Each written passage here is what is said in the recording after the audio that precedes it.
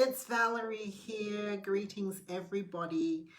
So, authentic living, what does that mean to you? As a part of my studies this year while I'm on sabbatical, I'm currently going through a bunch of material that talks about authentic leadership. The word authentic in itself is applicable to so much of what we read in current media and pop psychology. You can't go one way or the other in your social media feed or magazines or self-help books without coming across living authentically, being authentic and being yourself. So I want to share with you in this episode a couple of things I've discovered from my learning, I suppose, that align and perhaps address some questions that I've had about this idea of living authentically, the plus and the minuses. So, living authentically. First of all, what does authentically or authentic actually really mean? And the idea is that, I'm just saying hello to a viewer who's popped on. Feel free to send through some questions because today is the day to grab me for a question. Authentically or authentic living essentially just means that you have a keen self-awareness as to the things that are important to you. You know, what are sort of moral and ethical deal breakers for you? What you will and what you won't do because it's considered to be something that, burdens you or it's wrong. It's just wrong. So you need to know what those things are, and then from there, then work out what the things are or what behaviors, what you think is important, what you will do, right? So are you a family person? Are you loyal? Are you caring? Are you generous? Are you somebody who shows up, who is committed? You know, what's really important to you? And when you combine those two pieces of information together, you understand the motivations beneath it. I will not do this because inherently I am someone who is this or believes in this or had an experience of this and I won't see that happen. I do this because inherently I'm somebody who stands for this. Now, in that self-awareness, the second part of the puzzle then is being able to live it out, make decisions in the way that you treat others, in the way that you make decisions and carry about your everyday life. So let me park that concept of authenticity there for a moment and come then to a correlated concept called self-disclosure. Self-disclosure is essentially how much information about yourself are you going to give to another person. And there are generally circles that move out. So the more intimate and the more you trust someone, the more information you're going to give. You know, even things that are unprocessed for yourself, your fears, your dreams, your hopes, your aspirations, things that you don't tend to share with other people. So how much of those how much personal information will you share? And I often say that when you're self-disclosing and you're moving outside of your comfort zone in terms of knowing the person well and how much you trust them, the outer information, in terms of the outer circle, the information that you would give, as I used to say this, okay, about 15 years when I started using this concept, is what you would be prepared to put on your website. These days, you can pretty much put anything on your website because it's the age of authenticity. So the guideline is the information that you would say give to someone that you just met would not be the same as the information that you give to the person that's very close to you. So I don't mind, for example, putting it out there in the outer circle because it really is a processed space for me. I don't feel vulnerable. I don't feel ashamed. I don't feel unglued.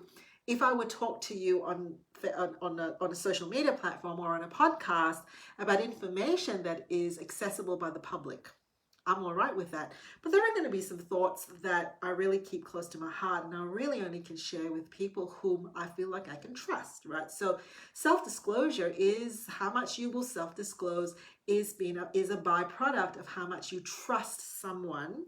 And I often say that there's personal, professional, in your public spheres that you have to make those decisions. And so authenticity Self-disclosure.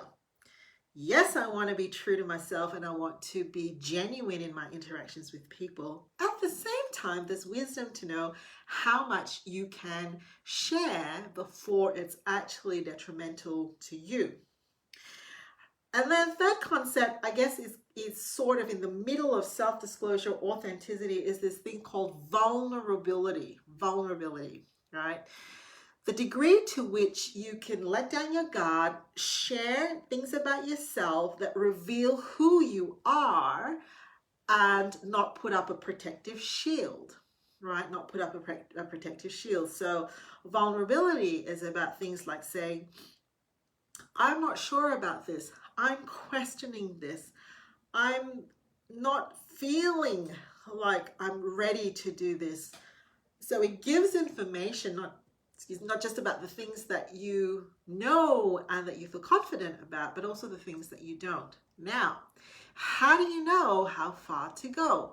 This is probably one of my questions and one of my top questions, because I'm quite aware that as I talk on public platforms, I've been told that, oh, that amount of information that you shared with me made me feel uncomfortable. And I'm like, okay, why is that the case? Usually it's because they're all worried that maybe I gave too much of myself, or maybe it was too hard for them to hear because they're not quite comfortable with that degree of information and self-disclosure. So I want to shift now. I've kind of identified those three areas. I want to shift to a personal story, and then I'm going to come back to what I've learned this last few weeks in my studies.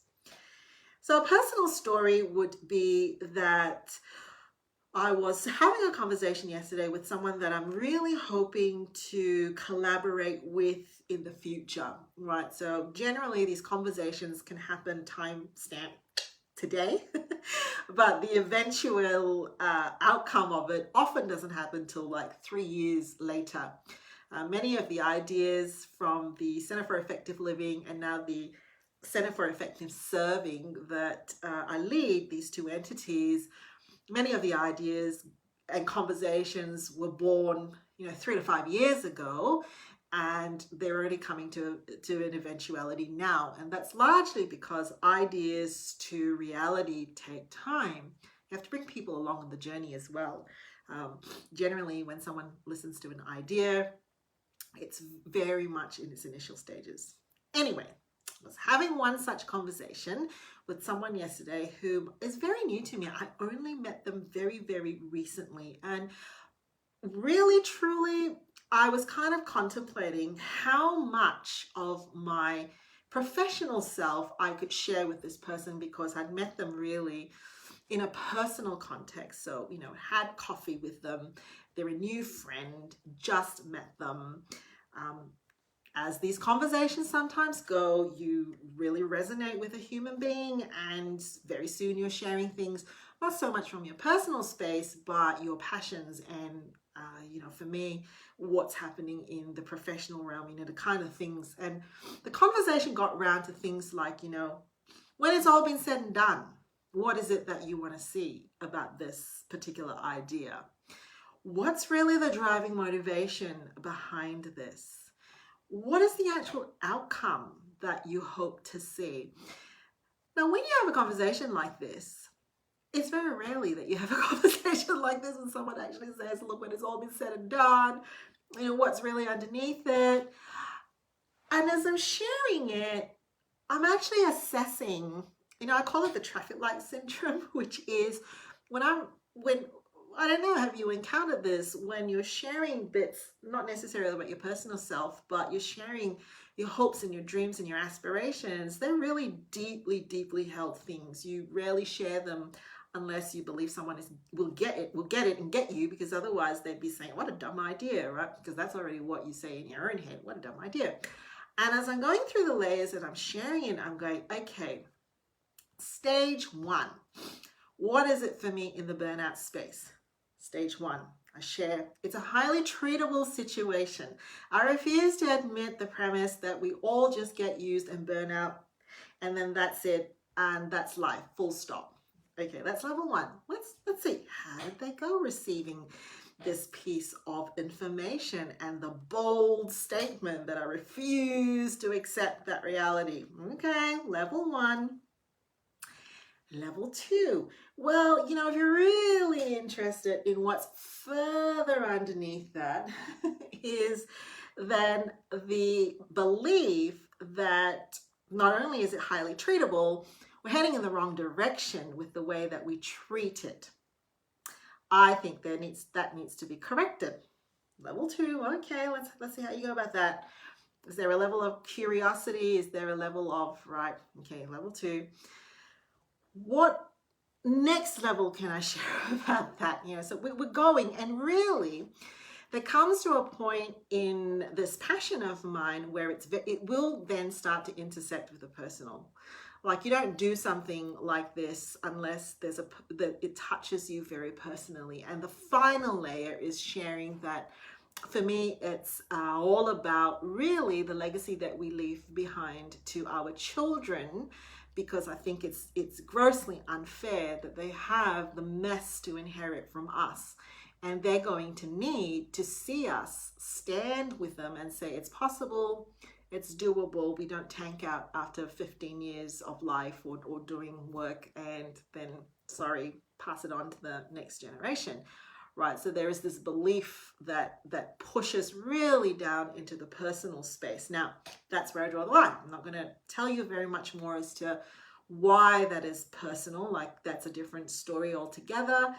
Why is it that children are important to me? Why is legacy leaving important to me? There are several different layers that you can keep going. So curiously, in my studies, one of my assignments that I'm going to have to do and submit very, very soon, which I have not started writing. I'm okay about that. That's all right. Is about how do I view authentic leadership. And here's what I want to tell you I've discovered, right? So I've just given you the definitions of authenticity, vulnerability, and self-disclosure. What have I found out as to what works, what doesn't work, what helps and what doesn't help? First of all, human beings struggle to remain consistently authentic, to behave consistently authentic to what they believe. All right, so say for example, if generosity is one of the values that I hold very, very dearly, there is something that's going to move the degree to which I feel generous. Am I going to stop and help someone today? Am I going to donate, $50 or 50 cents? What's that? What's a cent? Never heard. Do you know those things? You know, the metal objects that come in different shapes and sizes? They're called coins. Is highly variable. One thing that I say is that human beings are famously consistent for one thing. They are inconsistent. In my studies this week, I've discovered that there's some science to back that up. And here it is. The degree to which we are personally resourced will impact the degree to which we can live consistently and authentically with our values. What do those resources mean? How stressed we are, how tired we are, the degree to which we've taken care of our basic needs, our food, our water, our emotional support, the degree to which we are personally resourced impacts the degree to which we will be living consistently with our authenticity. Pause that for a minute and think about this. Number one, I often hear people feeling guilty that they're not showing up, not turning up, not living what they think they should be living for themselves, their friends, their families, and people who are important to them with their jobs, right? So your personal resources impact the degree to which you can be authentic. Park that there for a minute. Another paper I was reading suggests that the degree to which you actually perceive someone to be an authentic human being, in other words, there's consistency in, they practice what they preach pretty much, impacts, here's the interesting thing, impacts the degree to which the people around them are likely to engage in work-life balance behavior. Isn't that interesting? This is in the context of leadership. And it goes a little bit like this. If I believe that the person who's leading me is an authentic person, I assume that they're also taking care of themselves and that they know how to practice work-life balance. That inspires me to be like them and to do the same, right? So it isn't necessarily that the person or the leader that's leading, who's living or leading authentically, is sitting them down and saying, do this, don't do this. It's almost like an inspirational or an aspirational role modeling impact or effect that happens that says, if they can do it, I want to do it too. Now think about those two things I've just said. You need to be personally resourced to actually be authentically, well, to be perceived as being authentic and living authentically. And the people around you pick up on this vibe that the more authentic you are and the more, you're willing to talk and self-disclose appropriately and be vulnerable appropriately, the more they're making the assumptions that you're okay, and therefore they want to be okay as well. This is the kind of stuff I talk about all the time, and why underneath it all, for me, it's about the legacy that we leave behind. It doesn't matter if you don't have kids. If you don't have kids, you have neighbors who are kids. You might have nieces, you might have nephews, you might teach kids. You might be on the media and you might be reaching kids, right? It doesn't matter. We are essentially passing down a heritage, right? And they are watching. This is what I say. They are watching. So number one, the kids, they're watching. They're likely to have a look and see if they experience you as being not necessarily consistently balanced, but authentic, right? That you're practicing what you preach and you're repairing where you're not, and you're recognizing where you're not. They're watching and they're likely to feel a little bit more inspired and aspirational that, hey, all right, we can do this too. It's this kind of stuff that I talk about also in the workspace, or even in households, how contagious it is to pass on the hustle mentality, and equally how contagious it can be to pass on the rest, recovery, pace, let it go, wouldn't matter. That is also contagious. Aspirationally, right? So the bottom line, I guess, is this. You have to be resourced to live authentically, which means you got to know where your tank is full and where it's empty. Can I also say, for those of you who think your tanks are full, how much of that is just numbingly busy? Numbingly busy. How much of that is just, we've got a whole bunch of hustle on our plate, whether we are, staying up till 11 p.m., midnight, just hustling. We've barely had a conversation with the people around us or with someone who matters to us. And we are basically just numbingly avoiding what's really going on in the inside. Maybe we want to avoid looking a little too closely about how we're doing and how we're feeling. Maybe we're not quite comfortable with the whole vulnerability concept. Maybe we don't even know what that is. Maybe that's something to have a conversation with a friend whom you trust with, someone professional. It's not a bad idea. Authenticity breeds authenticity, not because of what we say, but because of how we live and how convincingly it looks like it's reachable. It's reachable. All right, love to know your thoughts, love to hear what you're thinking. I very often am very happy to find little comments on my YouTube channel.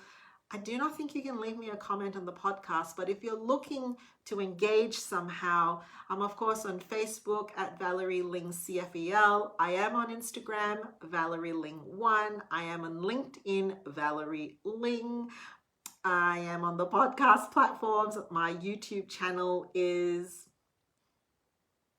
Dr. Burnout Feeling Valerie Ling on YouTube. I suppose I can't remember. Those places, you can absolutely send me a comment, send me a message. I'd love to hear from you. Cheers.